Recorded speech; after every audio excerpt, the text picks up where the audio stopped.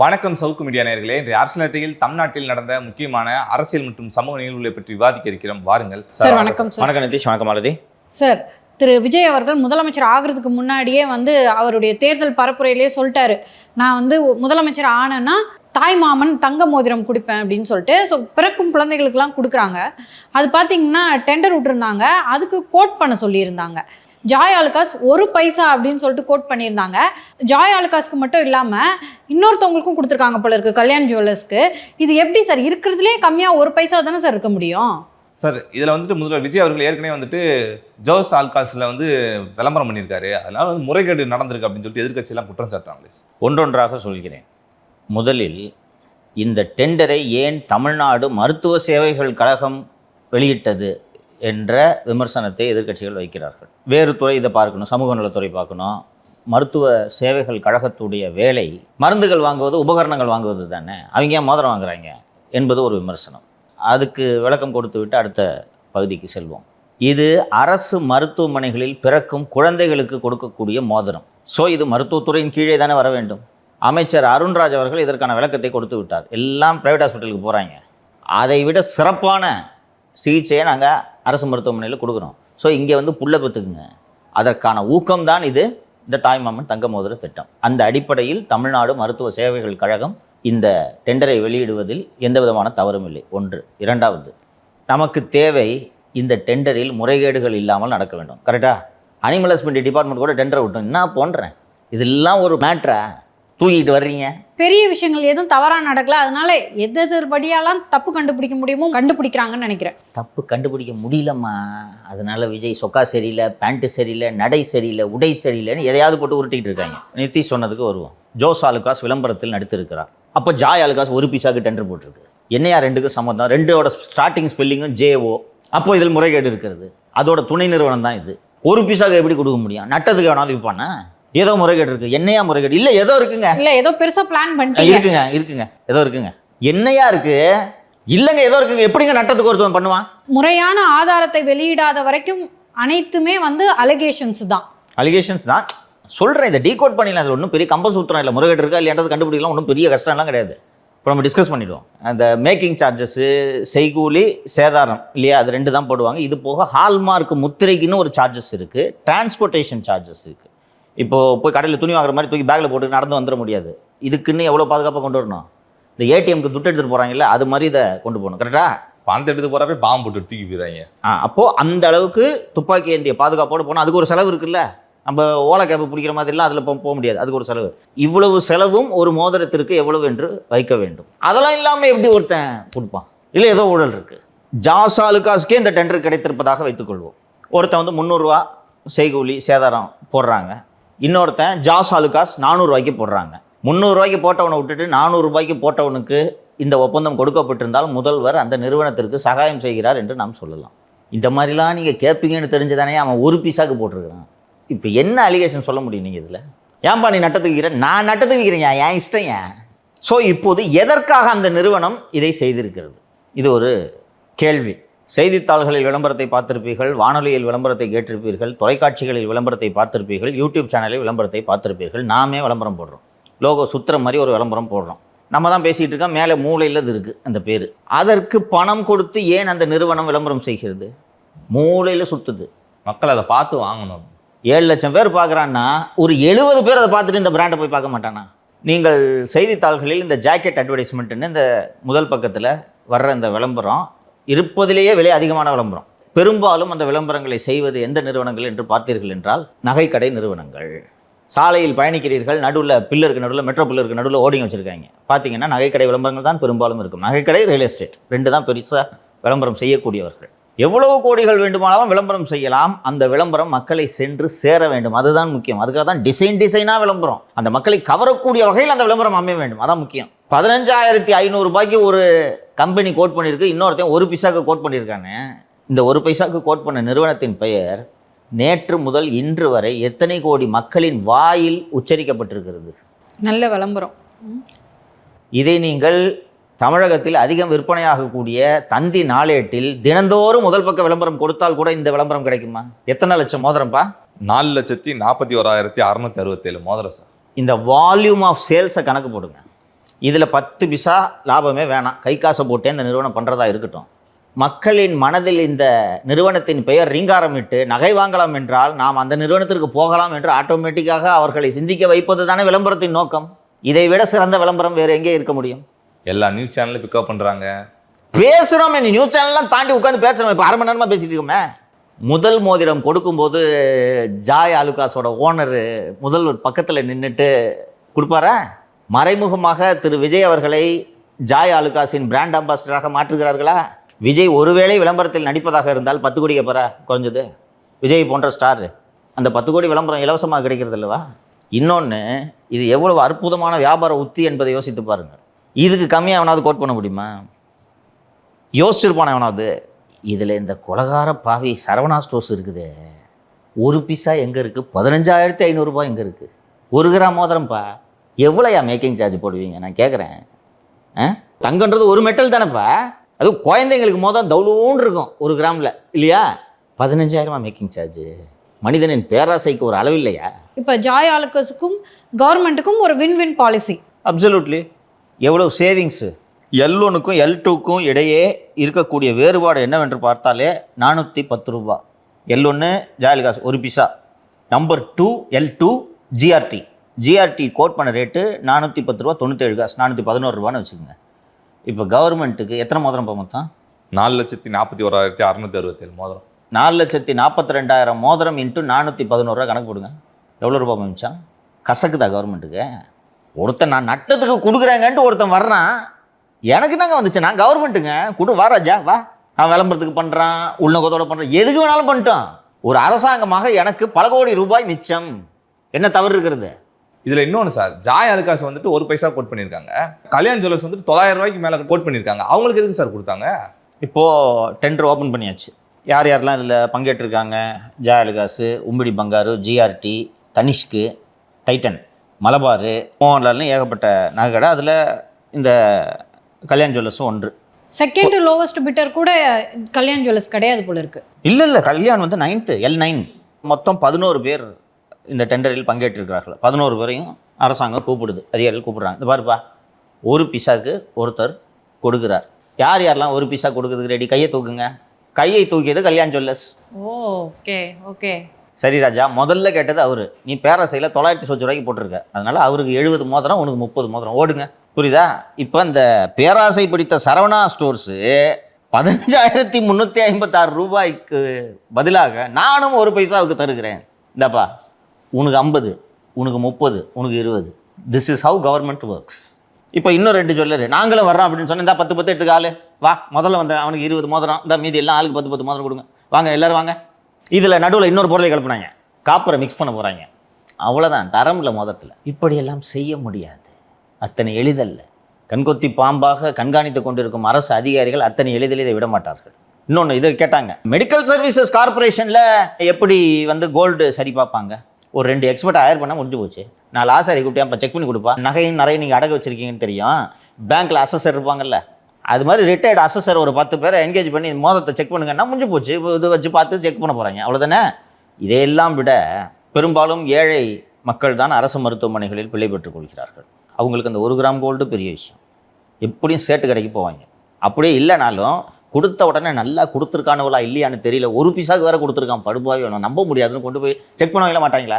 ஆனால் நியூஸ் வெளியே வரும், செம்பத்தாமரை வந்துச்சுன்னா வந்துடும். அதை இந்த அரசு அனுமதிக்குமா? அதனால் இந்த அரசுக்கு நட்டத்துக்கு 1 பைசாவுக்கு ஒருத்தன் செஞ்சு கொடுக்குறான் என்ற ஆத்திரம் தாங்காமல் சார் இது பிடிக்கல. 1 பைசா கொடுக்குறதா? கொடுங்க, நல்லா தாராளமா கொடுங்க. அப்பா இருக்கும்போதும் நீங்க கொடுத்துருக்கணும்ல. ஆனா அப்பா தங்கமே கொடுக்கலையோ? தங்கம் திருடுவதை தான் அப்பா செய்வார், தங்கம் கொடுக்க மாட்டார். அந்த குடும்பமே தங்க வேட்டை குடும்பம். செந்தில் பாலாஜி தங்க பாலங்களை கொண்டு அந்நியாரிடம் கொடுத்து தானே மதுவிலக்கு துறையையும் மின்சாரத்துறையும் பெற்றார். தாய்மாமன் தங்க மோதிர திட்டத்தில் டெண்டர் விட்டு காசெல்லாம் மிச்சம் பண்ணாங்க. அந்த காசை கொண்டு போய் எங்கே போடுறதுன்னா காரில் போய் போடலாம். அருமை. காரில் போடலாம்னு சொல்லி முதல்வர் விஜய் அவர்கள் எந்திரிச்சு அனைத்து எம்எல்ஏக்களுக்கும் காருண்டார் சார். முன்னாடி எல்லாருமே இப்படி ஒரு முதல்வர் ஆஹா சூப்பர் அப்படின்னு எந்திரிச்சு எல்லாம் கைதட்டி எல்லா எம்எல்ஏக்களும் வாழ்த்து தெரிவிச்சாங்க. நேற்று எந்திரிச்சு எங்களுக்கு கார் வேணாம்னு எல்லாரும் சொல்ல ஆரம்பிச்சிட்டாங்களே சார். மக்கள் உன்னிப்பாக பார்த்து கொண்டிருக்கிறார்கள். நீங்கள் எடுக்கும் நிலைப்பாடு மற்றும் உங்கள் நடத்தையை பார்த்து நீங்கள் மக்களின் மனதில் மேன்மையுறுவீர்கள் அல்லது கீழ்மை அடைவீர்கள். பாட்டாளி மக்கள் கட்சியில் 2 பேர் கார் வேண்டாம் என்று விட்டார்கள். திருமதி சௌமியா அன்புமணி பல கோடிகளுக்கு அதிபதி, மந்திரியாக இருக்கும்போதே சம்பாதிச்சிட்டாங்க. வெளிநாட்டுக்கு தான் டூர் போவாங்க. எஸ்டேட் பற்றிலாம் நாம் பேசியிருக்கிறோம். லூயி விட்டான் பேக்.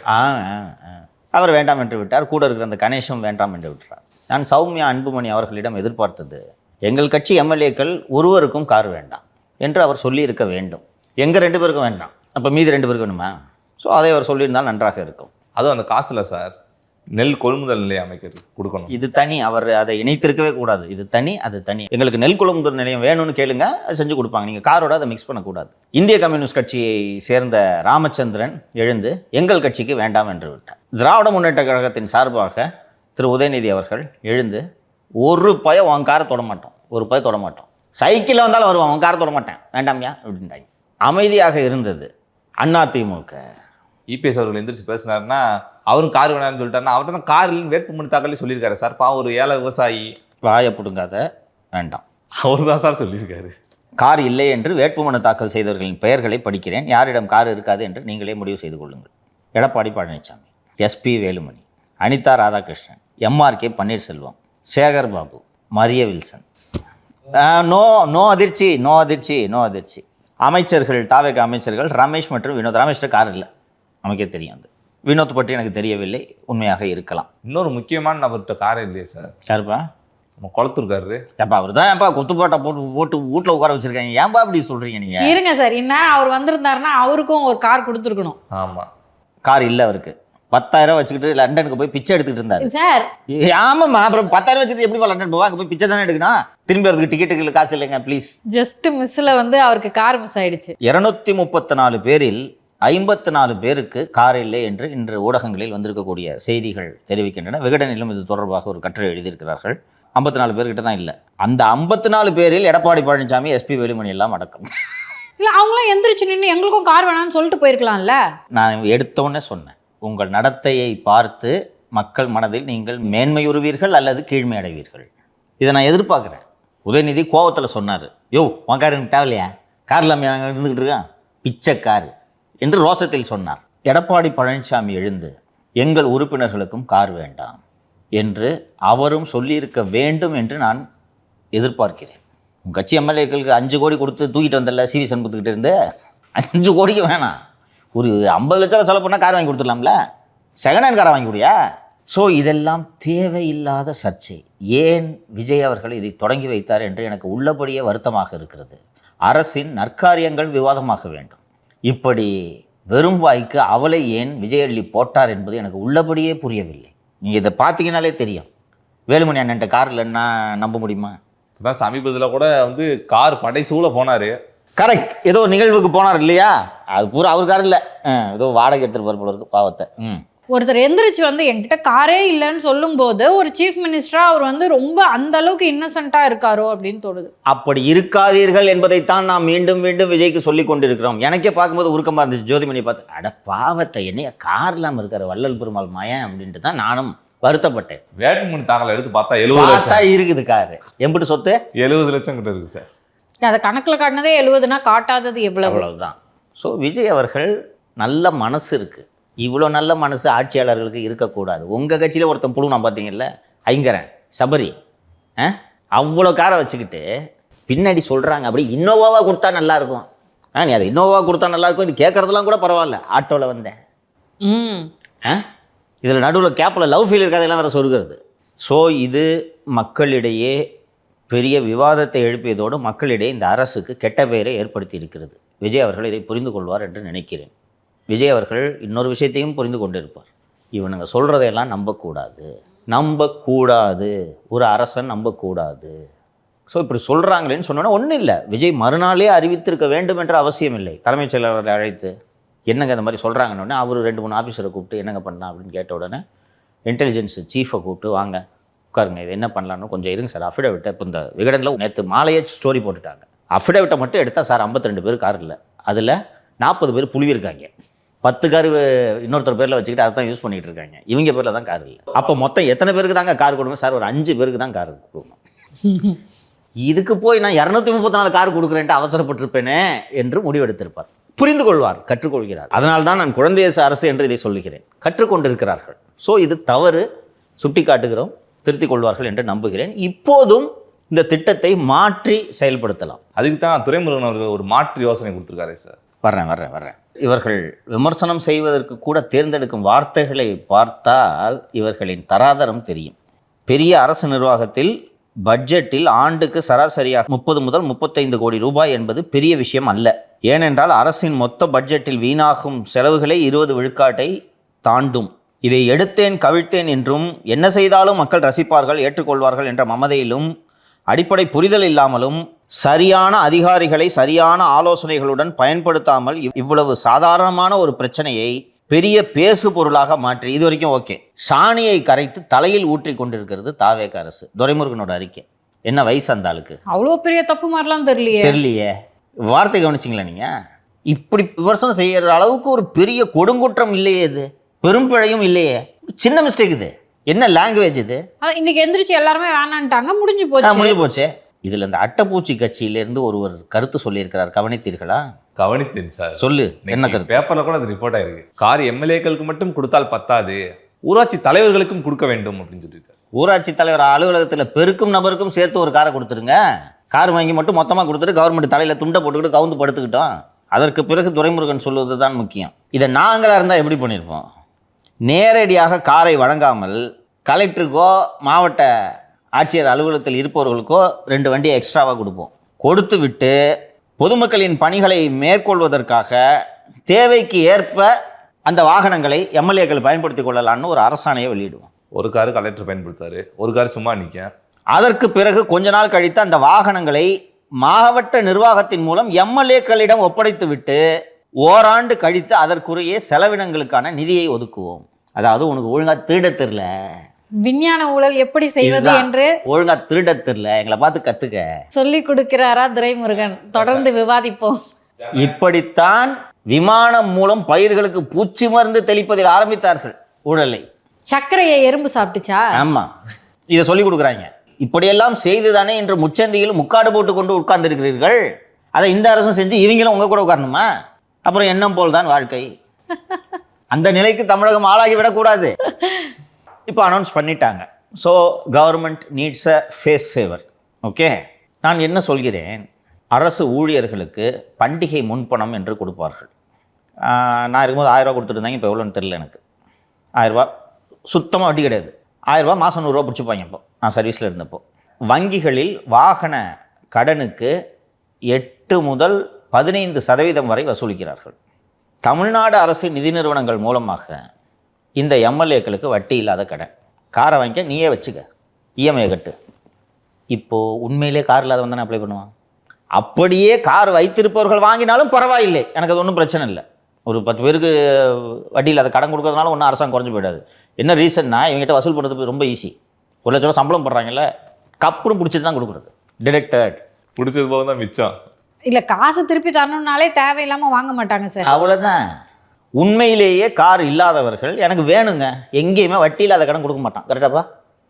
கொடுங்க சார், வாங்கிக்கிறேன் சார். அந்த கேட்டார இன்னோவாவாக கொடுங்க, இன்னோவாவாக வாங்கிக்கோங்க. 26 லட்சமோ என்னமோ இருக்குமாப்பா? 26 லட்சம் 26 லட்சமோ என்னமோ வாங்கிக்கோங்க. 26 லட்சத்தை வாங்கிட்டு இஎம்ஐ கட்டு.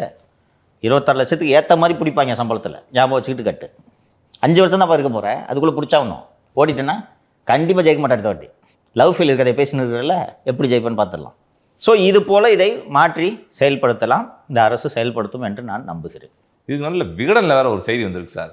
காரை வெளியில் எடுத்து போனோம்னா எவனா கண்டுபிடிச்சி மேலே எதுவும் இன்ஃபர்மேஷன் போயிடும் அப்படின்னு சொல்லிட்டு சொந்தக்காரன் பேரில் காரை வாங்கி மாட்டு கொட்டகைக்குள்ளே போயிட்டுருக்காரா சார்.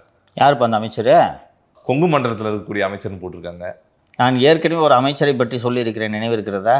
பாரில் போய் குஷ்டு காசு தராமல் தகராறு பண்ணுவார்னு, விஜயபாலாஜி. அந்த அமைச்சர் தான் கொங்கு மண்டலத்தைச் சேர்ந்த இந்த அமைச்சர். விகடனில் இன்று வந்திருக்கக்கூடிய செய்தி என்னவென்றால், கொங்கு மண்டலத்தைச் சேர்ந்த அந்த அமைச்சர் தனது மாவட்டத்துக்கு உட்பட்ட சாயப்பட்டறை அதிபர்களிடம் பெரிதாக வசூலை நடத்திவிட்டார்.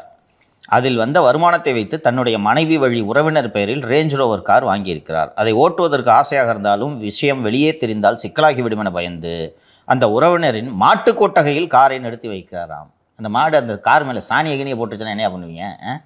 ரேஞ்ச் ரோவர் நிறுத்துற இடமாயாது. நான்சென்ஸ். எங்கள் எம்எல்ஏக்கள் கார் இல்லாமல் கஷ்டப்படுகிறார்கள், அவர்களுக்கு அரசாங்கம் புதிய கார் வாங்கி தரும் என்று அறிவித்திருக்கிறார் முதல்வர். ஆனால் அவரின் அமைச்சரோ ரேஞ்ச் ரோவர் வாங்கிவிட்டார். சரி, உங்கள் 2 பேருக்கு ஒரு டெஸ்ட்டு. இப்போ எந்த உறவினர் பேரில் இந்த கார் வாங்கியிருக்குதுன்னு எப்படி கண்டுபிடிக்கிறது சொல்லுங்கள்? போய் அங்கே இருக்க பக்கத்தில் இருக்க ஷோரூம் ஏதாவது செக் பண்ணால் தெரிஞ்சுங்க. ஒரு மாதத்துக்கு எத்தனை ரேஞ்ச் ரோவர் ரிஜிஸ்டர் ஆகும் தமிழ்நாடு முழுக்க? கம்மியாக தான் சார், மிஞ்சி போனால் ஒரு 10-15. 15லாம் இல்லை, 10 பெருசு. தமிழ்நாடு முழுக்க, ஈரோடு மாவட்டம் முழுக்க எடுத்தாலே 1 ரிஜிஸ்டர் இருக்கும். கரெக்டாக? அந்த 1 யார்? அது ஓடுதா இல்லை எங்கேயாவது மாட்டுக்கோட்டையில எங்கே வேணாம், 1 யாருது? மாலதி தான் அந்த உறவினர்னு வச்சுக்க. நேரம் அந்த உறவினர்கிட்ட போய் ரேஞ்ச் ரோவர் வாங்கியிருக்கேன், துட்டு இது உனக்கு கணக்காட்டு தெரிஞ்சிருமா? மிக எளிதாக இதை விசாரித்து விடலாம். இதை விசாரித்து விட்டு அடுத்த அமைச்சரவை மாற்றத்தில் நீ போய் மாட்டுக்கோட்டாயிலே உட்காருன்னு அந்த விஜய் பாலாஜியை உட்கார வச்சிடணும். பக்கத்தில் போய் சாணி அள்ளிட்டு இங்கே வராத. ஒரு விஜய் அவர்களுடைய விசுவாசி, உண்மையான தொண்டர் அப்படின்னு இன்னும் என்னென்ன சொல்லணுமோ எல்லாத்தையும் சொல்லலாம் சார். அதுக்கு அப்படி பொருத்தமானவர். அவர் பேர் வந்து விஜய் அன்பன் கல்லானை. விஜய் அவர்கள் முகத்தை பார்த்துக்கிட்டே இருக்கணும், எனக்கு நேராக ஒரு ஸ்க்ரீன் வைங்கன்னு இருக்கார் சார் சபாநாயகர் அவர்கள்ட்ட. முடியல. இந்த துதிப்பாடல்கள் எல்லாம் ஆபாசமாக இருக்கிறது என்பதை இந்த எம்எல்ஏக்கள் புரிந்து கொள்ள வேண்டும். சீட்டு வாங்கிறதுக்காக இப்படிலாம் புகழ்ந்து பேசியிருந்தேன்னா கூட புரிஞ்சுக்க முடியுது. அண்ணன் வல்லவர் நல்லவர்ட்டு சீட்டு வாங்கிட்டேன், எம்எல்ஏவும் ஆகிட்டேன். இப்போ அடுத்த அமைச்சரவையில் உன்னெல்லாம் கண்டிப்பாக மந்திரியாக்க மாட்டார் விஜய். விஜய்க்கு அந்த அளவுக்கு விஜய்க்கு நிர்வாகத்திறன் இல்லாதவரெல்லாம் கிடையாது. மக்கள் நேரலையில் பார்த்து கொண்டிருக்கிறார்கள். என்னங்க நினைப்பாங்க அவங்கள பற்றி? அந்த அளவுக்கு 7 கழுத வயசாகுது அந்த ஆளுக்கு.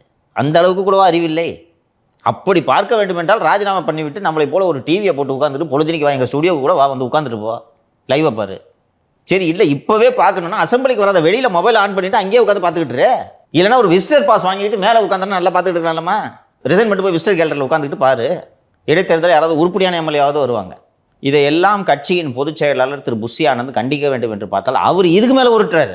பேனரை கீச்சிங்க பார்த்தீங்களா, என்ன ஆச்சுன்னு? அதான் தோத்து போயிட்டீங்க. கட்சியின் பொதுச் செயலாளர் அவர் தான் வழி நடத்த வேண்டும். அவர் இப்படி பேசினார்னா பொதுச் செயலாளரை விஞ்சுற அளவுக்கு நம்ம பேசணும். ஒரு டிவியை வைங்க. அவர் சிரிக்கிறத நான் பார்த்துக்கிட்டே இருக்கணும். அதான் பாருயா, பாரு. ரிசைன் பண்ணிட்டு போய் வீட்டே வந்து டிவியில் பெரிய டிவியாக வச்சு பாரு, பெரிய எல்இடி ஸ்க்ரீனை போட்டு பாரு. முதலாக பேரவை நடவடிக்கைகள் நேரலையில் ஒளிபரப்பாகின்றன. மக்கள் என்ன நினைப்பார்கள் என்று ஏன் எந்த விதமான அசூயையும் இல்லாமல் இவர்கள் இப்படி நடந்து கொள்கிறார்கள் என்பது வருத்தமாக இருக்கிறது. அதாங்க சார், நேற்று திரு உதயநிதி அவர்கள் பேசும்போது கூட லைவ் போடுறீங்க, திரும்ப திரும்ப அவங்களுக்கு லைவ் ஒளிபரப்பாகிறது ஏதோ ஒரு டிஸ்டர்பன்ஸ் ஆகுது சார். முள்ளின் மீது அமர்ந்திருப்பது போல அவர்கள் வேதனையில் இருக்கிறார்கள். என்ன வேண்டுமானாலும் செய்யலாம், எப்படி வேண்டுமானாலும் பேசலாம். மிகுந்த வருத்தமாக இருக்கிறது அவர்களுக்கு. ஸோ ஒரு காலத்தில் எப்படி வேண்டுமானாலும் பேசலாம், யாருக்குமே இது தெரியாது. நாம் எதை நினைக்கிறோமோ அதை மட்டும்தான் பொதுமக்கள் பார்க்க வேண்டும் என்று இருந்த நிலை மாறி இவர்களின் ஆபாச நடவடிக்கைகளை உலகமே உற்று நோக்குகிறது. இது உங்களுக்கு கஷ்டமாக இருக்குது. ப்ரிவிலேஜாக நினச்சிக்கிட்டு இருந்தாங்க. நம்மளோடது யாருக்கும் தெரியாது. பாஸ், கோர்ட் ப்ரொசீடிங்ஸை லைவில் பார்க்குறவங்க, சுப்ரீம் கோர்ட் ப்ரொசீடிங்ஸை லைவில் பார்க்குறோம், ஹைகோர்ட் ப்ரொசீடிங்ஸை லைவில் பார்க்குறோம். அதை விட என்ன நீங்கள் அப்பாட்டகர் வேலையை பண்ணிடுறீங்க நீங்கள் அசம்பிளிக்குள்ளே. ஸோ அவர்களுக்கு இது ஒரு பெரும் வேதனையாக இருக்கிறது. தினைக்கு அவங்க வந்து ஒரு அரசு ஊழியர், நாங்கள் மக்களால் தேர்ந்தெடுக்கப்பட்டவங்க நீங்கள். ஆமாம், அப்போ நீங்கள் எங்களுக்கு பதில் சொல்ல கடமைப்பட்டிருக்கிறீர்கள். நீங்கள் என்ன செய்கிறீர்கள் என்பதை நாங்கள் பார்க்க வேண்டும். இதுதான் உண்மையான ஜனநாயகம். ஸோ இதே கோவத்தில் அவர் என்ன பண்ணுறாருன்னா, திரு சிடிஆர் நிர்மல்குமாரை பார்த்து சங்கி அமைச்சர் இதையும் லைவ்ல போடுங்க அப்படின்னு சொல்ல போய் ஒரே வாக்குவாதம் முற்றி விட்டது சார். அவர் சங்கி அமைச்சர்ன்ட்டு எங்கிட்ட சிடிஆர் நிர்மல்குமார் அவர்கள் எந்திரிச்சு பாத்ரூமில் 3 மணி நேரம் உட்காந்து மாண்புமிகு எதிர்க்கட்சி தலைவர்ன்றார். இந்த பிரச்சனை முதலில் செந்தில் பாலாஜியிடமிருந்து தொடங்குகிறது. 2 விஷயங்களை செந்தில் பாலாஜி எழுப்பினார். 2மே முக்கியமான விஷயங்கள். காணாமல் போன ஹார்ட் டிஸ்க்குகளை பற்றி செந்தில் பாலாஜி தான் பிரச்சனையை எழுப்புகிறார். அவருக்கும் இந்த சந்தேகம் வந்திருக்கும், 18 எப்படி 32 குட்டி போட்டுச்சு, விஷயத்துக்கு வா. 2வதாக மின்கட்டண உயர்வை பற்றி அவர் எழுப்புகிறார். அப்போது மின்சாரத்துறை அமைச்சர் நிர்மல்குமார் எழுந்து கரூர் கம்பெனி இல்லை வாய் தவறி சொல்லிட்டேன், ஒரு கோவை எம்எல்ஏ என்று அவர் சொன்னதும் அப்போது தான் உதயநிதி எழுந்து சங்கி அமைச்சர் என்கிறார். சங்கி அமைச்சர் என்றதும் இவர் பதிலுக்கு பாத்ரூமில் 3 மணி நேரம் உட்கார்ந்திருந்த அமைச்சர் என்று சொல்கிறார். அவர் பாத்ரூமில் உட்கார்ந்திருந்தார் என்பதற்கு சான்றுகள் இருக்கிறது. நாம் யாரும் அதை மறுக்க முடியாது. அது உண்மைதான். கழிப்பறை கழிக்க வேண்டும் விடுங்க அப்படின்னு சொல்லிட்டு அவங்களே சொன்னார். அவங்க கிருத்திகா சொன்னாங்க, மா சுப்பிரமணியம் சொன்னார். கைது செய்ய போனவர் ஒரு மருத்துவர், குழந்தைகள் நல மருத்துவர் டாக்டர் விஜயகுமார். அதனால் அவருக்கு உள்ளபடியே ஒரு அக்கறை. ஏங்க 3 மணி நேரமாக பாத்ரூமில் இருந்தால் இது சிக்கல், ட்ரீட்மெண்ட் கொடுக்கணும். எல்லாம் ஒரு 10 நிமிஷம் இருப்பாங்க, 15 நிமிஷம் இருப்பாங்க. 10 நிமிஷமாக நீங்கள் கிட்டத்தட்ட 3 மணி நேரமாக நீங்கள் பாத்ரூமில் உட்காந்துருக்கீங்க என்று கேட்டார். இது ஒரு புறம் ஓரமாக வைத்து விடுவோம். அது ட்ரீட்மெண்ட்டுக்காக தான் ஏசி இல்லாத காரில் கூட்டு போனால் கொஞ்சம் வேர்த்து விறுவிச்சுன்னா உடம்பு நல்லா சரியாகும்ட்டு. அதனால தான் அவர் மருத்துவர் அல்லவா, குழந்தைகள் நல்ல பீடியாட்ரிஷியன். Okay okay. பிஜி படிக்கும் போதே ஒரு கைபேசி கிடச்சி முடிச்சாரா இல்லையான்னு தெரில. எம்எம்சி ஸ்டூடெண்ட் அவர். ஸோ அந்த அடிப்படையில் அவர் கேட்டார். இதை ஒரு புறம் ஓரமாக வைத்து விடுவோம். இந்த கரூர் கம்பெனி, கக்கூஸில் உட்கார்ந்துருக்காரு, இதெல்லாம் சமூக வலைத்தளங்களில் ட்ரோல்கள் பயன்படுத்த வேண்டிய விஷயங்கள். நீங்கள் சொல்லலாம், நிர்மல்குமார் அவர்கள் தமிழக வெற்றி கழகத்தின் ஐடி விங் செயலாளராக அல்லது செய்தி தொடர்பாளராக இருந்தால் அவர் இந்த வார்த்தைகளை எல்லாம் சமூக வலைத்தளங்களில் பயன்படுத்தலாம். இது சட்டப்பேர் அவை. தினந்தோறும் பள்ளி குழந்தைகள் சட்டப்பேரவை மாடத்திலே அமர்ந்து பேரவை நிகழ்ச்சிகளை பார்த்து கொண்டிருக்கிறார். ஒருத்தர் சங்கின்றது, நீ கக்கூஸில் உட்கார்ந்துருந்தன்றது. அந்த குழந்தைகள் உங்களை பார்த்து என்ன நினைக்கும்? இதை கற்றுக்கொள்வதற்காக அந்த குழந்தைகளை பள்ளி நிர்வாகிகள் சட்டப்பேரவைக்கு அழைத்து வருகிறார்கள். அடுத்ததாக எங்களுக்கு கார் வேணான்னு சொன்ன உடனே ஆதவ அர்ஜுனா, அவங்க நீங்கள் கூட தான் 3 பங்களா வச்சுருக்கீங்க, எதுக்கு கவர்மெண்ட் விடு, எனக்கு எதுக்கு லெட்டர் எழுதுனீங்க என்று கேட்கிறார். கேட்பதற்கு இது ஒரு சுவையான வாதமாக உங்களுக்கு தோன்றும். ஆனால் அடிப்படையிலே ஆதவ அர்ஜுனாவின் வாதத்தில் பிழை இருக்கிறது. ஒரு எம்எல்ஏவாக இருந்து கொண்டு எனக்கு எதிர்க்கட்சி பங்களாவை ஒதுக்குங்கள் என்று உதயநிதி கேட்கவில்லை. எதிர்க்கட்சி தலைவராக இருந்து கொண்டு கேட்கிறார். எதிர்க்கட்சி தலைவருக்கு அரசு விதிகள் வழங்கும் அந்தஸ்து ஒரு அமைச்சருக்கு நிகரான அந்தஸ்து இல்லையா? அவர் தானே எதிர்க்கட்சி தலைவர். அவரது உரிமையை கேட்பதில் என்ன தவறு? எதிர்க்கட்சி தலைவருக்கு என்று அரசு பங்களாக்களை ஏன் ஒதுக்குகிறார்கள் என்றால், எதிர்க்கட்சி தலைவராக அவர் அவரது கட்சி எம்எல்ஏக்களை சந்திக்க வேண்டும், அதிகாரிகளை கூட சந்திக்க நேரிடும். சென்னை உயர்நீதிமன்றத்தில் இருக்கக்கூடிய பல நீதிபதிகளுக்கு சென்னையிலே வீடு இருக்கிறது. இது அரசுக்கு தெரியாதா? நீதிமன்றத்துக்கு தெரியாதா? தலைமை நீதிபதிக்கு தெரியாதா? அவர்களுக்கு எதற்கு அமைச்சர் பெருமக்களுக்கு பக்கத்திலேயே பெரிய பங்களாக்களை ஒதுக்குகிறார்கள்? சில நேரங்களில் நீதிபதிகளின் வீடுகளே நீதிமன்றங்களாக மாறும். அவசர வழக்காக காலை 8 மணிக்கு சென்று முறையிடுவார்கள். அரசு வழக்கறிஞர் அங்கே வருவார், எதிர்த்தரப்பின் வழக்கறிஞர் அங்கே வருவார், அதிகாரிகள் அங்கே வருவார்கள். அப்போ ஒரு டபுள் பெட்ரூம் ஃப்ளாட்டில் ஹைகோர்ட் ஜட்ஜ் உட்கார்ந்துட்டு இருந்தாருன்னா அங்கே போய் நீதிமன்றத்தை வைக்கக்கூடாது. அதற்காகத்தான் இந்த சலுகைகள் நீதிபதிகளுக்கு வழங்கப்படுகிறது. அதே போன்ற சலுகை தான் எதிர்க்கட்சி தலைவருக்கு வழங்கப்பட்டிருக்கிறது, வழங்கப்பட வேண்டும். எங்கள் கட்சியில் கார் வைத்திருப்பவர்கள் கார் வாங்க மாட்டார்கள் என்று பெருமிதத்தோடு ஆதவ அர்ஜுனா அறிவிக்கிறார்.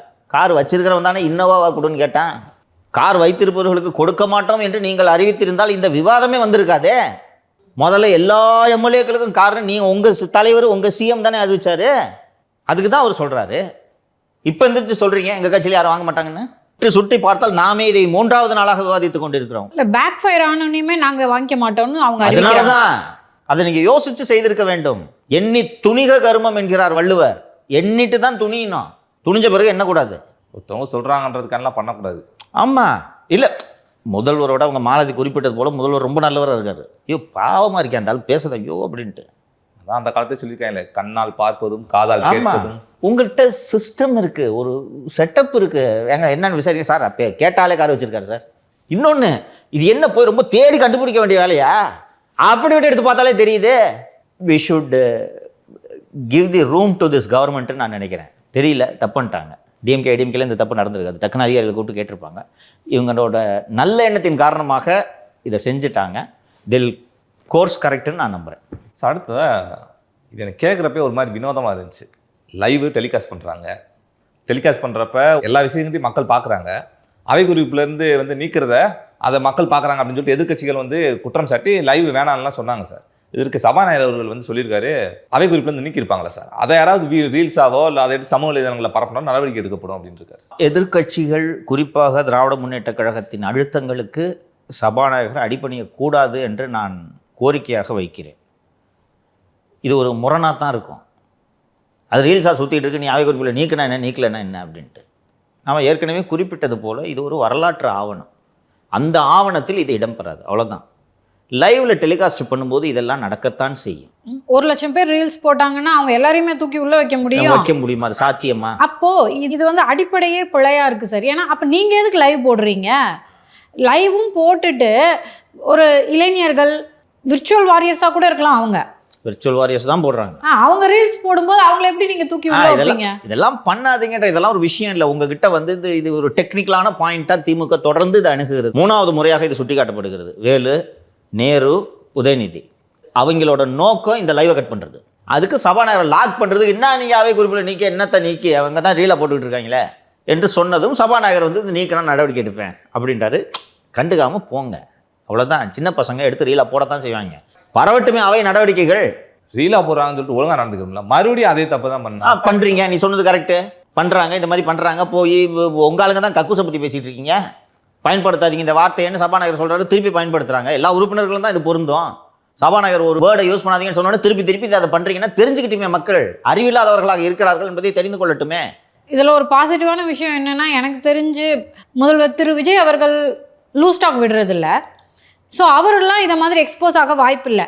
கீழே இருக்கவங்க எக்ஸ்போஸ் ஆகும்போது ஆளை மாற்றிட்டு போகிறாரு. இது சாத்தியம் இல்லைம்மா. நீங்கள் டக்குன்னுலாம் தூக்கி உள்ளே வைக்க முடியாதுமா. சபாநாயகர் வந்து அங்கே கூண்டில் ஏற்றி விசாரணை நடத்த வேண்டும். விசாரணை நடத்திய பிறகு தண்டனை கொடுக்க வேண்டும். டக்குன்னெலாம் அப்படி பண்ணிட முடியாது. ஸோ இது தேவையில்லாத பேச்சு. கொளத்தூர் கோமானே சபாநாயகரின் நடவடிக்கைகளை பாராட்டி இருக்கிறார். நல்ல அவையை நடத்துகிறாரு அப்படின்னு. வைரமுத்து அவர் வீட்டுக்கு போயிட்டு, நானும் சும்மா தான் இருக்கேன், அவனும் சினிமா பாட்டு எழுதுறதுக்கு வாய்ப்பெல்லாம் கொடுக்கறதில்ல, வாங்க பேசிக்கிட்டு இருப்போம் என்று அவர்கள் உரையாடும் போது சபாநாயகர் நல்லா பண்ணுறாருன்னு ஸ்டாலின் சொன்னதாக வைரமுத்து எழுதியிருக்கிறார். ஸோ அந்த அளவுக்கு செம்மையாக இந்த அவையை அனைவரது பாராட்டுதல்களையும் பெறக்கூடிய வகையில் இந்த அவையை நடத்தி கொண்டிருக்கக்கூடிய சபாநாயகர் அவர்கள் இந்த மாதிரி சின்ன பசங்களை போய் அரெஸ்ட் பண்ணி எல்லாம் மிரட்டுறது அவரது உயரத்திற்கு அழகல்ல. சார் இன்னொரு விஷயம் சார், சட்டப்பேரவை நிகழ்வு நடந்துருக்கு. உதயநிதி ஸ்டாலின் பாட்டுக்கு வெளியே எழுந்திரிச்சு அவர் பாட்டு கிளம்பிட்டார் சார் வீட்டுக்கு. எப்போது வேண்டுமானாலும் வெளியேறலாம், அதுக்கு எந்த கட்டுப்பாடும் இல்லை. நான் தான் சொல்லிட்டேனே, ஒரு படை தலைவனாக ஒரு தளபதியாக நின்று தன் படைகளை வழிகாட்ட வேண்டும் என்ற தலைமை பண்பு இருப்பவன் இறுதி வரை அங்கே இருப்பான். நான் இல்லாமல் எதுவும் நடந்துடக்கூடாது. 99% முதல்வராக கலைஞர் கருணாநிதி பேரவையில் இல்லாமல் இருக்க மாட்டார். அவர் தாங்க நாயகன். அதிமுக ஆட்சி பொறுப்பேற்ற பிறகு பெரும்பாலும் சபை செல்வதை தவிர்த்தார். ஏன்னா இந்த அம்மா வேணும்னே அவர் இன்சல்ட் பண்ண சொல்லுவோம். அப்படியே போனதுனால இந்த அந்த அம்மா பார்க்கக்கூடாதுன்னு சொல்லிட்டு இவ்வளோ புக் எடுத்து முன்னாடி வச்சுக்கிறது. ஆமாம், ஒரு படை தலைவனாக நான் எனது எம்எல்ஏக்களை வழி நடத்துவேன். நான் தான் வழி நடத்துவேன். என் கட்சி மீதோ என் எம்எல்ஏக்கள் மீதோ விமர்சனம் வந்தால் நான் தான் முன்னால் கேடயமாக நிற்பேன் என்ற உந்துதல் வேணும்.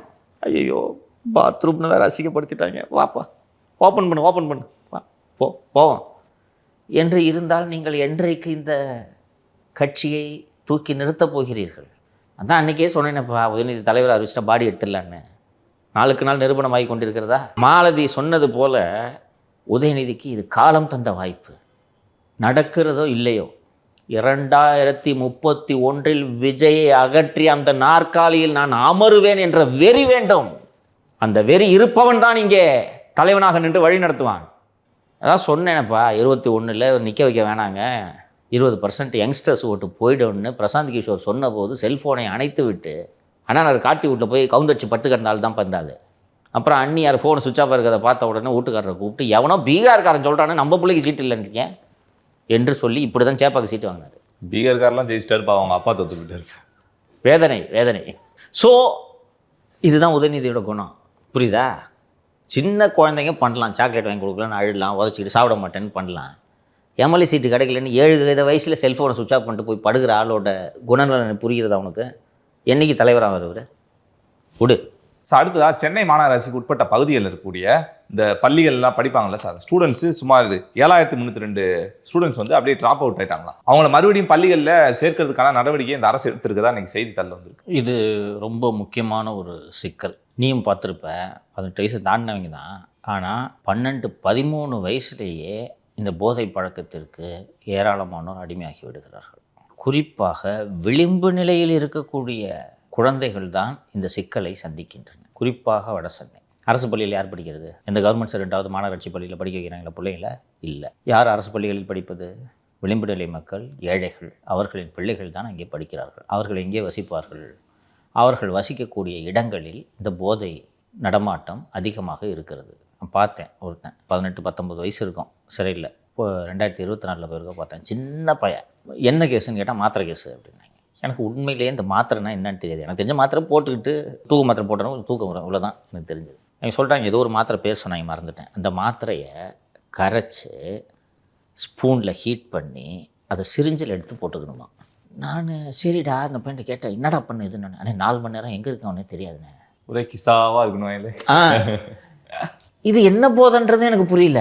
4 மணி நேரம் என்ன நடக்குது, அதாவது ட்ரிப் ஆகுது அப்படின்றாங்க. 4 மணி நேரம் என்ன பண்ணன்றதே தெரியாது. அது என்ன போதை? அதான் சார் எனக்கு தெரியல. போதைன்னா ஜாலியாக இருக்கணும் பாசே, அதான் போதை. அதை மாத்திரை வடிவில் அதை உருவாக்குவதற்கு காரணம் அதுக்கு வேறு ஏதோ ஒரு பயன்பாடு இருக்கிறது. அதை கரைச்சி ஸ்பூனில் கொதிக்க வச்சு அதை எடுத்து, அதுவும் நீயே சின்ன பையன், நீயே வெயினை கண்டுபிடிச்சி இதில் போய் இது பண்ணுறானது எத்தகைய சிக்கலை ஏற்படுத்தும். இதே போல் யூஸ் பண்ணி ஆந்திராவில் சுமார் ஒரு 500க்கும் மேற்பட்ட மாணவர்களுக்கு வந்து எய்ட்ஸ் இருக்குது சார். அதெல்லாம் நடக்கும். சிரிஞ்சு எக்ஸ்சேஞ்ச் பண்ணுவாங்க, இதற்கு பாசிபிலிட்டி இருக்குது. இன்னொன்று, குத்த தெரியாமல் வெயினில் குத்தி இன்ஃபெக்ஷன் ஆகும், எவ்வளோ சிக்கல். ஆனால் இது சீப்பான போதை, புரியுதா? இந்த மாத்திரைக்கு வந்து ரொம்ப அதிகமாக நீ 2000 3000 செலவு பண்ண வேண்டியதில்லை. ஒரு மாத்திரை ஒரு கம்மி விலையில் 200 ரூபாய்க்குள்ளே கிடைக்கும் போல் இருக்கிறது. ஸோ இது ஒரு பெரிய தொழிலாக நடந்து கொண்டு இருக்கிறது. ஸோ இது போன்ற பழக்கங்களின் காரணமாக இப்போ இந்த போட்டுட்டானே கிசாவாக இருக்கணும் 5 மணி நேரத்தில் இருக்கவன் ஸ்கூலுக்கு எப்படி போவான்? இன்று காலையில் கோவை புறநகர் பகுதிகளில் இருக்கக்கூடிய பொறியியல் மற்றும் கலைக்கல்லூரிகளின் விடுதிகளில் காவல்துறையினர் சோதனை நடத்தியிருக்கிறார்கள். நார்மலாக வந்து காலேஜ் படிக்கிற பசங்களோட ஹாஸ்டல்லாம் போய் போலீஸ் இப்படி சோதனை பண்ணுறதை கண்டிக்கணும் நம்ம. ஆனால் இன்று நாடு இருக்கும் நிலையில் இதை காவல்துறை தொடர்ந்து செய்ய வேண்டும் என்று நான் சொல்கிறேன். போரூரில் உள்ள ஒரு தனியார் மருத்துவம் மற்றும் பொறியியல் கல்லூரி இருக்குன்னு நினைக்கிறேன். அந்த ஹாஸ்டலில் ஒரு முறை ஒரு 2 ஆண்டுகள் இருக்கும் என்று நினைக்கிறேன், ஒரு ஜாயிண்ட் ஆப்ரேஷனு. ஒரு 200-300 போலீஸ் இறக்கிட்டாங்க காலையில் 7 மணிக்கு. போய் எடுத்தா ரூமுக்குள்ளே கொட்டி கிடக்குது போதை. இதுக்குன்னே ஒரு தனி டீம் போட்டால் நல்லா இருக்கும்னு நினைக்கிறேன். டீம்லாம் இருக்குப்பா, எவ்வளோ மானிட்டர் பண்ணுவேன். ஸோ இந்த சோதனைகளெல்லாம் வரவேற்கிறேன். இன்னொன்று, இந்த மாநகராட்சியோட இந்த முன்னெடுப்பு வரவேற்கத்தக்கது. இதில் 7300 பேரில் பாதி பேரை நீங்கள் உள்ளே கொண்டு வந்தீங்கனாலே பெரிய விஷயம். சின்ன பையன் திருப்பி ஜெயிலுக்கு வரான், அவனெல்லாம் நீங்கள் திருத்தி ஸ்கூலுக்கு போடான்னு சொல்கிறதுக்குன்றது ரொம்ப கஷ்டம். அவங்க பேரண்ட்ஸும் இதை வற்புறுத்தி அவனை பள்ளிக்கு அனுப்ப வேண்டும் என்ற நிலையில் அவர்களே இருக்க மாட்டார்கள். அவங்க அப்பா குஷ்டு விழுந்து கிடப்பாருங்கண்ணா. இதே போல் தான் 11 தான் படிப்பான். நான் இருந்த செல்லில் அவனும் இருந்தான். என்னடான்னு கேட்டால் இதே மாதிரி தான் மாத்திரை ஒத்துக்குந்தான். எங்கள் அப்பா இதுக்கு முன்னாடி அதான் பண்ணிக்கிருந்தாரு, நல்லா வருமானம் வருது, அதை பண்ணிட்டு இருக்கேன். இது ஒரு பெரிய சமூக சிக்கல். இது வந்து காவல்துறை இவங்க அவங்கன்னு நான் யாரையும் ப்ளேம் பண்ண விரும்பலை. இது ஒரு சமூக சிக்கல். அனைவரும் சேர்ந்து இதற்கு முடிந்தவரை இதை தடுக்க முயற்சி செய்ய வேண்டும். அவ்வளவு பெரிய சமூக சிக்கலாக இது மாறி இருக்கிறது. நீ உனக்கு ஒரு டீன்ஸில் 13-14 வயசில் நீ ட்ரக்கை சோச்சிட்டேன்னா ஸ்கூலுக்கு எப்படிப்பா போவ? ஏற்கனவே அந்த வயசில் படிக்கிறதுக்கு கசக்கும் இல்லையா? போய் மானப்பாடம் பண்ண சொல்கிறாங்க, இது பண்ண சொல்கிறாங்கன்ட்டு கசக்கும். அந்த நேரத்தில் இந்த போதைக்கெலாம் நீ பழக்கமாயிட்டானா எதுக்கு ஸ்கூலுக்கு போவாங்க? அப்போ அது என்ன சிக்கல்னா, இப்போது உனக்கு அந்த வயசில் காசு இருக்காது. அப்போ இந்த போதை வேணும்னு சொல்லும்போது என்ன பண்ணுவேன்? கிரைமில் தான் ஈடுபடுவேன். அப்படியே சீர்திருத்த பள்ளிக்கு போயிட்டானா முடிஞ்சு கதை. அங்கே சகவாசம் எப்படி இருக்கும்? அவன் திருப்பி ஸ்கூலுக்கு போவானா? ஸோ இது பெரிய சிக்கல். மாநகராட்சி அதிகாரிகள் மற்றும் இந்த அரசின் முன் இருக்கக்கூடிய மிகப்பெரிய சவால் இது. நாம் அனைவரும் சேர்ந்து இதை எதிர்கொண்டு இந்த பிள்ளைகளை தவறான பாதையிலிருந்து மீட்டு மீண்டும் அவர்களை நல்ல குடிமக்களாக ஆக்க நாம் அத்தனை பேரும் சேர்ந்து உழைக்க வேண்டும். இதன் தொடர்ச்சியாக வந்து இந்த கட்டட அனுமதிக்கெலாம் வந்துட்டு நீங்கள் வந்து முறைகேடாக வந்து கட்டிட்டு சும்மா என்கிட்ட அனுமதி கேட்டு வந்தீங்கன்னா கடுமையாக நடவடிக்கை எடுக்கப்படும்னு சொல்லிட்டு சென்னை மாநகராட்சி கமிஷனர் சமீரன் அவர்கள் சொல்லியிருக்காரு. இந்த அரசு வந்தது முதல் எல்லோரும் சிலாகித்து பேசுவது பணம் கொடுக்காமல் அனுமதி கிடைக்கிறது, கட்டிடம் கட்ட அனுமதி கிடைக்கிறது, மனை பிரிக்க அனுமதி கிடைக்கிறது என்று சொல்கிறார்கள். ஸோ பதிலுக்கு அவங்க ஒன்று சொல்கிறாங்க, நாங்கள் எல்லாத்தையும் டிஜிட்டைஸ் பண்ண போகிறோம், ஃபீல்டு விசிட்டே கிடையாது, லஞ்சம் வாங்குவதற்கும் கொடுப்பதற்கும் வழியே இல்லாத வகையில் நாங்கள் நடைமுறைகளை நிர்வாகத்தை மாற்றப் போகிறோம்னு சொல்கிறாங்க. ஸோ அதன் ஒரு நீட்சியாகத்தான் இந்த அறிவிப்பு. இப்போது ஆன்லைனில் அப்ளை பண்ணணும், ரைட்டா? ஆன்லைனில் ஒழுங்காக அப்ளை பண்ணலன்னா உங்கள் மேலேயும் நடவடிக்கை எடுப்பாங்க. எப்படி நடவடிக்கை எடுப்பாங்கன்னா, இப்போ நம்ம பிளான் இருக்குல்ல, இந்த பிளானை நம்ம போட முடியுமா? கட்டடத்துக்கான பிளான் முடியாது. இதற்கென்று அப்ரூவ்டு சர்வேயர்ஸு பிளானர்ஸு இருக்கிறாங்க.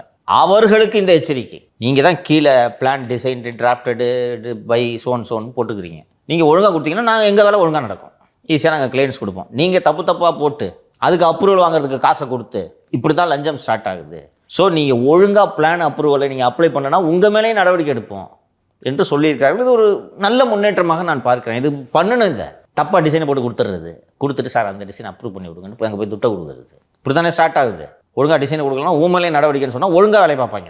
சார் அடுத்த தினமலரில் ஒரு செய்தி வந்திருக்கு சார். டிஎன்பிஎஸ்சியில் உறுப்பினர் பதவி வாங்கி தரேன்னு சொல்லிட்டு ஒருத்தர் 2 கோடி வாங்கி ஏமாத்திருக்கதா செய்தி வந்திருக்கு. யார் சார் அவர்?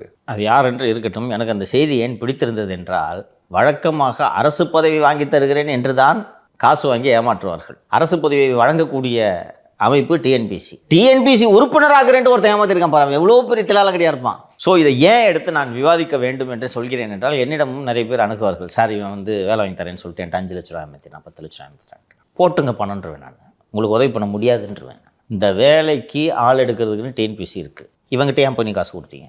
இல்லை சார் நான் கடன் வாங்கி கொடுத்தேன், இது அடமானம், இதெல்லாம் தேவையில்லை எனக்கு. அப்போ குறுக்கு வழியில் வேலை வாங்க வேண்டும் என்ற எண்ணத்தில் தானே நீ போய் துட்டை கொடுத்த. அப்போ அந்த குறுக்கு வழியில் உள்ளே போய் நீ ஒழுங்கா இருப்பியா? ஸோ இவங்களுக்கெல்லாம் கருணையை பார்க்கக்கூடாது. இந்த செய்தி எனக்கு ரொம்ப சுவையாக இருந்தது. டிஎன்பிசி மெம்பர் ஆகிறேன்னு சொல்லிட்டு ஒருத்தன் உருட்டி இருக்கிறான், அதை நம்பி ஒருத்தன் 2 கோடி கொடுத்துருக்கான் பாரு. இது சம்மந்தப்பட்டவர்கள் 2 பேருமே கல்லூரி பேராசிரியர்கள். சக பேராசிரியர்கிட்டே ஒன்று டிஎன்பிசி மெம்பர் ஆகிறோன்னு அவருக்கு கான்ஸ்டியூஷனல் போஸ்ட்டு கொடுத்துட்டு கம்ப்ளைண்ட் கொடுத்துருக்காங்க. இது மாதிரி இது எனக்கு தெரிஞ்சு ஒரு 30-40 வருஷமாக அந்த அரசு வேலை வாங்கி தரேன்ற மோசடி நடந்துக்கிட்டே இருக்குப்பா. சின்னதாக பிட்ஸ் அண்ட் பீசஸாக இருக்கும். நீதிமன்றத்தில் வேலை வாங்கி தரேன்ட்டுலாம் ஏமாத்திருக்காங்க கோர்ட்டு பேரை சொல்லி. ஆனால் தொடர்ந்து மக்கள் இது போன்ற நபர்களிடம் வெட்டில் பூச்சிகள் போல விழுந்து கொண்டே இருக்கிறார்கள். குறுக்கு வழியில் போனீங்க டிஎன்பிசின்னு இருக்குது, என்ன அதில் எப்போதாவது சில முறைகேடுகள் நடக்கிறது என்பதை நான் மறுக்கவில்லை. அதுக்காக எப்போதுமே முறைகேடுகள் நடக்கிறது, துட்டு வாங்கிட்டு தான் போடுறாங்கன்னு மற்ற ஸ்டேட்டு போலலாம் நம்ம சர்வீஸ் கமிஷன் இல்லை.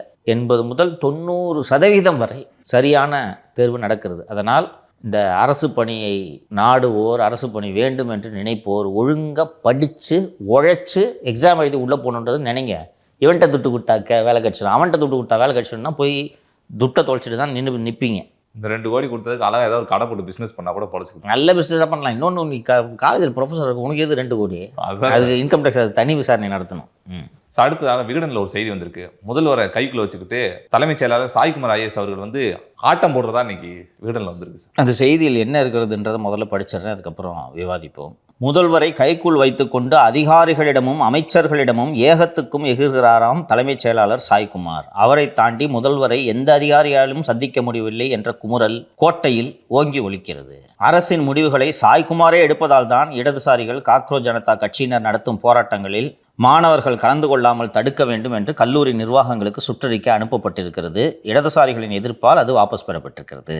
இந்த சம்பவம் குறித்து முதல்வர் கேட்டபோது சின்ன இஷ்யூ தான், சால்வ் பண்ணியாச்சு என்று கூலாக பதிலளித்தாராம் சாய்குமார். முதல்வரும் கடந்து போய்விட்டார். கூட்டணியிலும் ஆட்சியிலும் குழப்பம் ஏற்படுத்தும் விதமாக முடிவுகளை எடுக்கிறார் சாய்குமார். அவரை முதல்வரும் கண்டிப்பதில்லை என்பதால் சூப்பர் முதல்வராக வலம் வருகிறார் என்று அமைச்சர்களே நொந்து கொள்கிறார்கள். மேலும் இஸ்லாமிய சிறை கைதிகள் விடுதலை விவகாரம் குறித்து விசிகே, காங்கிரஸ், IUML ஆகியோர் சாய்குமாரை சந்தித்து பேசியிருக்கிறார்கள். இந்த விவகாரத்தில் எந்த நடவடிக்கையும் எடுக்க முடியாது, தேவையானால் முதல்வரிடம் பேசிக் கொள்ளுங்கள் என நேரடியாகவே சொல்லிவிட்டாராம். தற்போதைய வாரிய தலைவர் ஒருவர் இஸ்லாமிய பிரதிநிதிகள் முதல்வரை சந்திக்க விரும்புகிறார்கள் என கேட்க அப்பாயின்மெண்ட் இல்லை என்று மறுத்துவிட்டார் அப்படின்னு போட்டுட்டு, நகராட்சி நிர்வாகத்துறையை முதல்வர் தான் தன் கையில் வைத்திருக்கிறார். அத்துறையின் செயலாளர் பேடி மழைக்கால பணிகள் குறித்து முதல்வரிடம் விவரிக்க சென்ற போது சாய்குமாரிடம் விலக்கிவிடும்படி உத்தரவு வந்திருக்கிறது. டிரான்ஸ்ஃபர், போஸ்டிங் மத்தியில் ஆள்பவர்களுக்கு அனுப்பும் கடிதங்கள், முதல்வரின் சந்திப்புகள், தொழில் முதலீடுகள் என சகலத்தையும் முடிவு செய்வது சாய்குமார் தான். ஆட்சி நிர்வாகத்தில் முதல்வருக்கு அனுபவம் இல்லை என்பதால் இப்படி செஞ்சா உங்களுக்கு தப்பா போயிடும் சார் என்று சொல்லி தான் நினைப்பதை முடிவாக எடுக்க வைக்கிறாராம் சாய்குமார். கடந்த ஆட்சியில் இருந்தது போல அதிகாரிகள் ராஜ்யம்தான் இப்போதும் தொடர்கிறது என்று வேதனைப்படுகிறார்கள் கோட்டையில் உள்ள சீனியர் IASகள் அப்படின்னு இன்னைக்கு ஜூனியர்டனில் செய்தி வந்திருக்கு. தொடர்ந்து இந்த அரசில் சிலரை குறிப்பிட்டு ஊடகங்களில் செய்திகள் வந்து கொண்டிருப்பதை உற்று நோக்கியவர்களுக்கு புரியும்.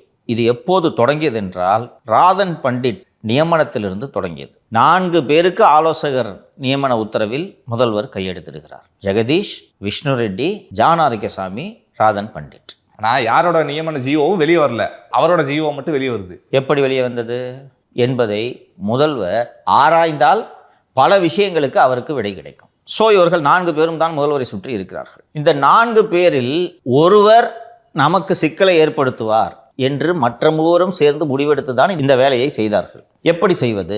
இதற்கென்று இருப்பவர் தான் கலை. இந்த கலை என்ற நபர் மிக மிக ஆபத்தானவர் என்பதை முதல்வர் புரிந்து கொள்ள வேண்டும். முதல்வருக்கு அது நேரடியாக தெரியாது, புரியாது. என்ன காரணம் என்றால் கலை எந்த இடத்திலும் வெளிச்சத்துக்கு வரமாட்டார், நிழலில் தான் இயங்குவார். கலை தன்னுடைய செயல்பாடுகள் அத்தனையையும் ஜான் ஆரோக்கியசாமி மூலமாகத்தான் செய்கிறார். இந்த செய்தியில் வந்திருக்குல்ல, சாய்குமார் யாரையும் முதல்வரை அண்ட விடலன்ட்டு. அப்படியெல்லாம் தலைமைச் செயலாளர் நினைத்தால் செய்யவே முடியாது. ஜெகதீஷ், விஷ்ணு ரெட்டி, ஜான் ஆரோக்கியசாமி உட்கார்ந்துருக்காங்க. இவர்கள் தான் இந்த 2 கோழிகள் என்பதை நான் ஏற்கனவே சொல்லியிருக்கிறேன். அவர்கள் தான் வாசல்லே வந்து நின்றுப்பாங்களாம், சிஎம் வாசல்ல. சாய்குமார் இப்படியெல்லாம் செய்யக்கூடிய நபர் அல்ல. ஸோ முதலில் அந்த ராதன் பண்டிட் சொல்லி முடிச்சு விட்டாங்களா, எங்கேயுமே நுழைய முடியல.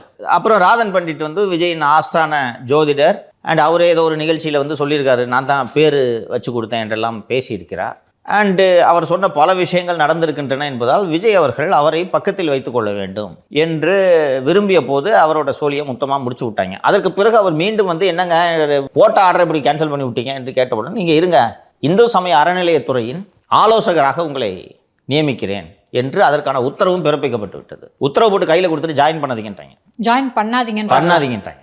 அதுவும் போன உடனே ஆளை விட நான் போய் வேறு ஆளை முதல்வராக்குகிறேன் என்று கவிதாவை சென்று அவர் நாடி இருக்கிறார். கவிதா சந்திரசேகராவின் மகள். அவருக்கு இந்தியா முழுவதும் டிமாண்ட் இருக்கிறது. ஸோ விஜய் ஆக்கிட்டார், நம்மளும் சிஎம் ஆகும் என்று நினைப்பவர்கள் எல்லாம் அவரை அழைக்கிறார். ஒரு காலத்தில் இப்படி தான் வந்து பிரசாந்த் கிஷோர் ஸ்ட்ராட்டஜிஸ்ட் மாதிரி தேவையானவர் ஆயிட்டாரா? பயங்கர டிமாண்டு. இல்லை, ஆனால் அவர் சொல்கிறது ஓரளவு நடக்குது இல்லை சார். அது சம்மந்தப்பட்டவர்களுடைய விருப்பம், நான் அதற்குள் செல்ல விரும்பவில்லை. இது ஒரு புறம். சமீபத்தில் தினமலரில் ஒரு செய்தி வந்தது. விஷ்ணு ரெட்டி என்ட்ரிகாவிடம் 52% கமிஷன் பேசியிருக்கிறார் என்று. விஷ்ணு ரெட்டி இப்படி எந்த ஊழலிலும் ஈடுபடாத புனிதர் என்று நான் சொல்லவில்லை, சொல்லப்போவதும் இல்லை. ஆனால் இந்த விஷயத்தில் அது சாத்தியமில்லை. என்ட்ரிகா பொருட்களை வாங்காதீர்கள் என்று உத்தரவிட்டது மத்திய அரசு நிறுவனம். விரைவாக நடவடிக்கை எடுத்ததில் வேண்டுமானால் விஷ்ணு ரெட்டியின் பங்கு இருக்கலாமே ஒழிய அந்த தடையை அவர் உருவாக்கவில்லை, அவரால் உருவாக்க முடியாதே. FSSAI அமைப்பின் தென்மண்டல இயக்குனர் பிறப்பித்த உத்தரவை விஷ்ணு ரெட்டியால் செய்ய முடியுமா? அப்போ அந்த செய்தியை யார் கொடுத்தது? கலை. ஸோ இதுபோல் பிடிக்காதவர்களை பற்றி பத்திரிகையில் இருந்தவர்கள் ஜூனியருடனோட ஆசிரியராக இருந்தவர். ஃபர்ஸ்ட் இந்த கலையின் பின்புலத்தை மக்கள் தெரிந்து கொள்ள வேண்டும். புதுச்சேரியிலே புகைப்பட கலைஞராக இருந்தவர் தான் கலை. அதற்கு பிறகு உயர்ந்து ஜூனியருடனின் ஆசிரியர் பொறுப்புக்கு வருகிறார். ஜூனியருடனின் ஆசிரியர் பொறுப்புக்கு வந்தால் அத்தனை அரசியல் தலைவர்களின் அறிமுகமும் கிடைக்கும், தானாக கிடைக்கும். நீங்கள் அந்த பதவிக்கு வந்துட்டீங்கன்னா போதும், அவங்களா கூப்பிடுவாங்க, சார் பார்த்துக்குங்க சார். ஜூனியருடனிலே பணியாற்றும் பல பத்திரிகையாளர்கள் என்னிடம் சொன்னது, திமுக ஆட்சியிலே முக்கியமான மந்திரிகளை பற்றி ஏதாவது பெரிய நியூஸாக எடுத்து வச்சோன்னா அதை டைல்யூட் பண்ணுவாராம். அரை பக்கத்துக்கு நியூஸ் எழுதி கொடுத்தா அதை ஒரு வரியாக மாற்றுவார். ஜூனியருடனோட ஸ்டைல் எப்போவுமே எனக்கு தெரிஞ்சு நான் 30 வருஷமாக அரசியலை விட்டு நோக்குகிறேன், சாமரசம் பண்ணிக்க மாட்டாங்க. கொஞ்சம் அப்படி நீக்க போக்க நடந்துங்களே ஒழிய காம்ப்ரமைஸ்ன்றதே கிடையாது. அதுவும் அந்த விகடனோட MD ஸ்ரீனிவாசன் அடி பண்ணுறாரு, என்ன பிரச்சனை தான் நான் பார்த்துக்கிறேன் அடி. முன்னாடி முதலமைச்சராக இருந்த திரு மு.க. ஸ்டாலின் அவர்கள் மீடியாவோட எல்லா ஓனர்களையும் கூப்பிட்டு பார்த்தாரு, அப்போ கூட போலியே சார் அவர். அத்தனை ஊடக அதிபர்களுக்கும் கொளத்தூர் முன்னாள் MLA முதல்வராக இருந்தபோது அழைப்பு விடுத்தார். அத்தனை பேரும் சென்று குழைந்து கொண்டு அவரிடம் கை கட்டி நின்றதை நாடே பார்த்தது. அந்த அழைப்பை நிராகரித்தவர் தான் ஸ்ரீனிவாசன். எப்போது வேண்டுமானாலும் முதல்வர் என்னை பார்க்க வரட்டும், நான் இங்கே அவருக்கு தேநீர் கொடுத்து உபசரிக்கிறேன், வர சொல்லுங்கள், இப்படி தான் நடந்து கொண்டார். ஸோ சமரசம் பண்ண மாட்டார். ஆனால் அவரது மூக்குக்கு கீழே உட்கார்ந்து கொண்டு திமுகவினரிடம் பணம் பெற்றுக்கொண்டு வேலை செய்து கொண்டிருந்தவர் தான் கலை. அப்போது தான் கலைக்கு ஜான் ஆரோக்கியசாமியின் அறிமுகம் கிடைக்கிறது. கலை ஒரு ஜூனியருடனோட எடிட் அடிப்படையில் ஜான் ஆரோக்கியசாமி அவர் அணுகிறார், நான் உங்களுக்கு ஐடியா கொடுக்குறேன், ஸ்ட்ராட்டஜி சொல்கிறேன், இப்படி பண்ணுங்க அப்படி பண்ணுங்க என்று. அதற்கு பிறகு கலையை பதவியை ராஜினாமா செய்ய சொல்லி உத்தரவிட்டது விகடனின் நிர்வாக இயக்குனர் திரு ஸ்ரீனிவாசன், உரிமையாளர். என்னன்னா இவர் திமுகவுக்காக வேலை செஞ்சுட்டு இருக்காரு, இப்போ முழு நேரமாக தாவேக்காக வேலை செஞ்சிருக்காரு, நீ அங்கேயே போய் வேலை செய் தம்பி என்று அனுப்பிவிட்டார். இந்த கலைதான் அருண் லஞ்ச ஒழிப்புத்துறை இயக்குநராக நியமிக்கப்பட்டதற்கு முக்கியமான காரணம். பல்வேறு உமாநாத் உணவு நுகர்பொருள் வழங்குத்துறைக்கு நியமிக்கப்பட்டதற்கு கலை முக்கியமான காரணம். இது போல பல நியமனங்களுக்கு கலை காரணமாக இருந்திருக்கிறார். ஏன் கலை காரணம் என்றால் ஜானுக்கு யார் எந்த அதிகாரி என்பது எந்த விவரமும் தெரியாது. அவர் தமிழ்நாட்டின் நிர்வாகத்தை பார்த்தவர் இல்லை, அவர் பிராண்ட் பில்டர். மாற்றம் முன்னேற்றம் மேங்கோ மணியிலிருந்து ஆரம்பித்து அவர் பிராண்ட் பில்ட் பண்ணி கொண்டிருக்கிறார். அவருக்கு யார் எந்த அதிகாரின்றதெல்லாம் எதுவுமே தெரியாது ஜானுக்கு. அவருக்கு மூளையாக இருந்து செயல்படுபவர் தான் கலை. இன்னைக்கு ஏன் இவ்வளவு விரிவாக பேச வேண்டிய தேவை ஏற்பட்டிருக்கிறது என்றால், இந்த அரசை சரியாக வழிநடத்தும் ஒரு நபரை அந்த இடத்திலிருந்து அகற்ற வேண்டும் என்று கலை கங்கணம் கட்டி கொண்டு வேலை செய்யும் போது இதற்கு மேல் இவரை அம்பலப்படுத்தாமல் இருக்க முடியாது.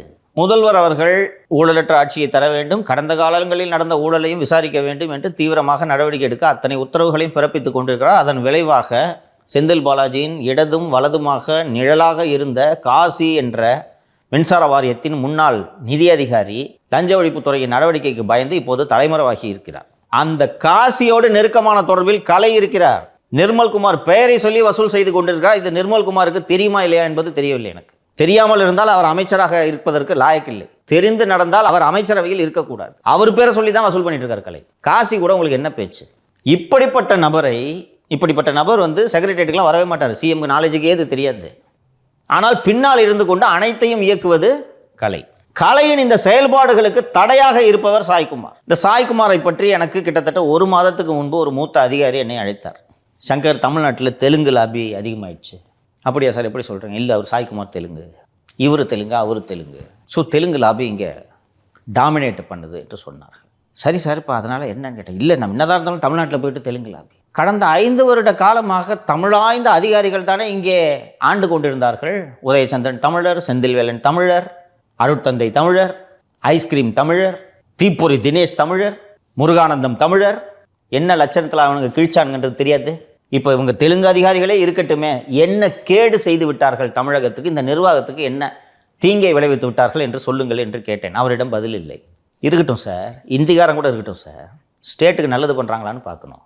சாய்குமார் மீது கலைகளுக்கும் ஆரோக்கியசாமிகளுக்கும் இருக்கக்கூடிய பிரச்சனை, முதல்வரோடு சாய்குமார் நெருக்கமாக இருக்கிறார். தமிழக முதல்வர் விஜயின் நம்பிக்கைக்கு பாத்திரமான அதிகாரியாக சாய்குமார் இருக்கிறார். ஜான் ஆரோக்கியாமி சொன்னதையெல்லாம் கண்ணை மூடிக்கொண்டு கேட்டு செயல்படுத்திய பிறகு அதில் பல தவறுகள் இருக்கிறது, பிழைகள் இருக்கிறது என்பதை விஜய் அவர்கள் உணர்ந்து கொண்ட பிறகு சாய்குமாரின் மீது அவரது நம்பிக்கை அதிகரித்தது. ஸோ இந்த மாதிரிங்க இந்த அருணை போட்டது தப்புன்னு எல்லாரும் விமர்சனம் பண்ணுறாங்க என்று கேட்கும்போது தப்பு தான் சார்.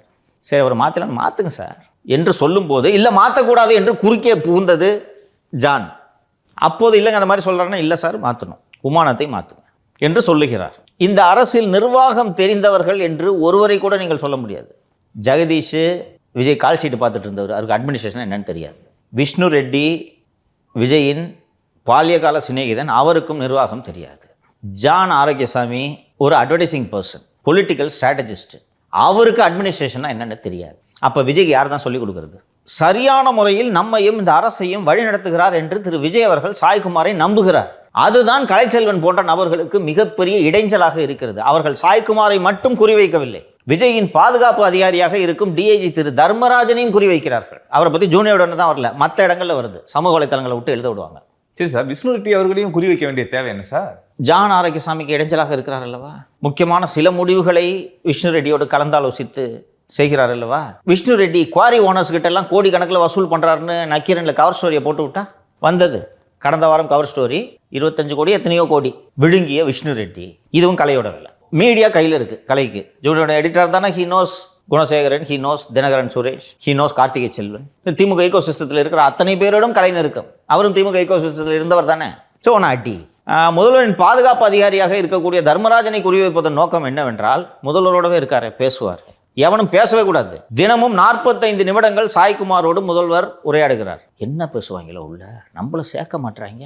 இதால ஏதாவது சொல்லிட்டாருன்னா அப்போ என்ன பண்ணுறது? சிபிஎம் தூண்டி விட்டு போராட்டம் நடத்த சொல்லு. சாய்குமார் தவறே செய்யாதவர் என்று நான் சொல்லவில்லை, ஆனால் தலைமைச் செயலாளராகவே இருக்க தகுதி இல்லாதவர் என்று மார்க்சிஸ்ட் கம்யூனிஸ்ட் கட்சி சொல்ல வேண்டிய தேவை எங்கிருந்து வந்தது? இப்போது கம்யூனிஸ்டுகள் மார்க்சிஸ்டுகள் எவ்வளோ பேர் இருக்காங்க செக் பண்ணுங்க அப்படின்னு சொன்னதுக்கு காரணம் சாய்குமார் தான் அப்படின்ற மாதிரி நரேட்டிவ் செட் பண்ணி கம்யூனிஸ்டுகளை போராட வைக்கிறாங்க. நம்ம முன்னாடியே நம்மளே இந்த சோலே சொல்லியிருந்தோம் சார், இது மத்திய அரசு உத்தரவின் பேரில் இது செயல்படுத்தப்படுது அப்படின்னு. இல்லை, யூஸ்வலாக இந்த சர்க்குலர்லாம் வரும், தப்புன்னே வச்சுக்கலாம் மாலதி, ஒரு ஆர்குமெண்ட்டுக்காக தப்புன்னே வச்சுக்கலாம். இது என்ன வார்த்தை? தலைமைச் செயலாளராக இருக்க தகுதியே இல்லாதவர் சாய்குமார்ன்ட்டு நீங்கள் ஒரு சண்முகம் சொல்ல வேண்டிய தேவை என்ன? கடந்த ஆட்சியில் அதிகாரிகள்லாம் ஒழுங்கா இருந்தாங்களா? ஒரு அதிகாரிக்கு எதிராக நீங்கள் வாயை திறந்திருக்கிறீர்களா? ஒரு அதிகாரி பேரை சொல்லியிருப்பாங்க, சொல்லியிருக்கீங்களா? அவ்வளோ யோகியமாக இருந்தாங்க அதிகாரிங்க.